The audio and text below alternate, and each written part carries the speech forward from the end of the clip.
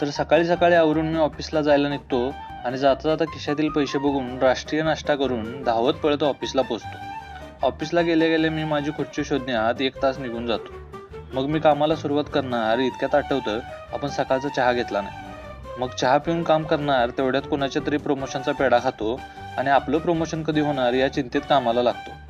समोरच्या टीमला ओरडणारा बॉस बघून मी कामाला सुरुवात करतो. तोपर्यंत दुपारची घंटा वाजते आणि गप्पा मारत मारत आम्ही जेवण करतो. मग कामाचा ताण हलका करण्यासाठी आम्ही बाहेर पडतो आणि थोडा वेळ इकडच्या तिकडच्या गप्पा मारतो. ऑफिसला आल्यावर जेवण झाल्यामुळे मला थोडी डुलकी येते. मग साहेब प्रेमाने उठवतो आणि ताडकन उठून मी कामाला लागतो. तोपर्यंत संध्याकाळच्या चहाची वेळ होते. मग चहा पिऊन काम करणारच तोपर्यंत माझं लक्ष घड्याळाकडे जातं आणि मी 6:30 वाजण्याची वाट बघत असतो.